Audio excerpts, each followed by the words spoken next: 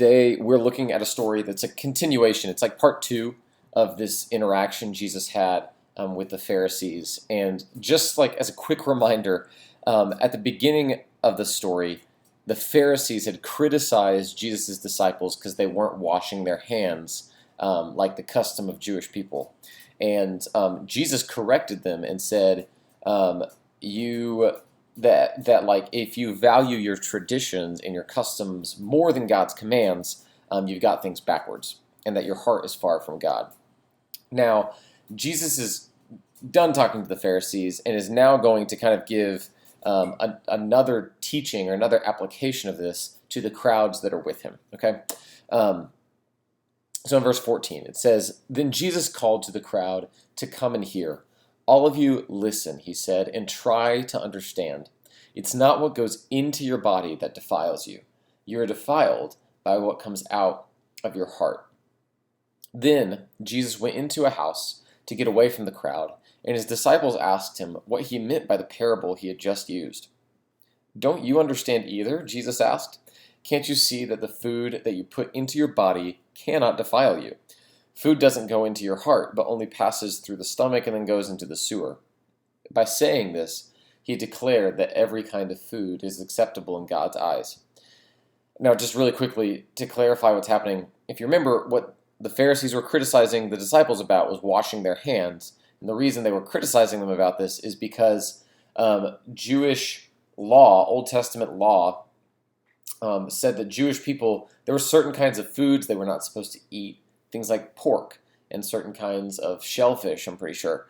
And to make double sure that they didn't accidentally consume any of this pork and stuff, they would wash their hands really well before eating to make sure, if they were in the market and they accidentally touched something that had pork on it, that they wouldn't accidentally eat it. So Jesus is saying, here's the thing. The big deal was never about food. Food is not what defiles you or makes you sinful. Because all food does is you eat it, and then it just moves through you and it goes into the sewer. Jesus says what really matters is what comes out of your life, because that comes out of your heart. It's what comes out of your life and your behavior. That is much more important than just the food you put into your body. And so then verse 20, it says, "And then he added, 'It is what comes from inside you that defiles you. For from within, out of a person's heart, comes evil thoughts, sexual immorality, theft, murder, adultery, greed, wickedness, deceit, lustful desires, envy, slander, pride, and foolishness. All of these vile things come from within, and they are what defile you.'" Okay, so I think Jesus here gives us a real application to what is it that makes you that you base your life on about whether or not you're actually following God. I think sometimes we're prone to base it off what I consume or put into my life. Am I putting in and making sure I have a quiet time each day? Am I making sure I don't watch the wrong TV shows or watch or listen to the wrong music, etc. And again, I'm not saying that those aren't things we should be careful about. But Jesus is saying sounds that enter your ears and things you see necessarily on TV or whatever, it's not necessarily that defiles you. It's what then happens to your heart and causes the behavior inside of you to change. That is actually what defiles you and makes your life sinful is the wickedness that happens in your heart. Now, again, certain things you might watch or listen to might affect your heart somewhat, but that's what you should base your life on. When you go about your day, you shouldn't just feel like, man, I'm doing great, simply because you spent a few minutes just looking at God's word.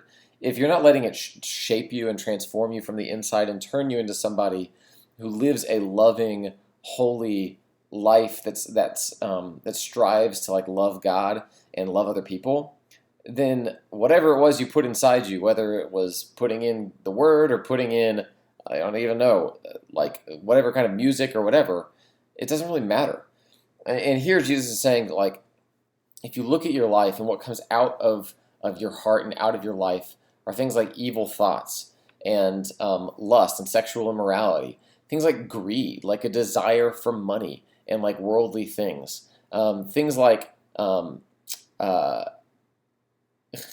he mentions things like envying other people, and even he ends it with foolishness. Like even if your life is just marked by just like being just a foolish, dumb teenager, he even throws that in and says like that kind of stuff is what actually defiles you.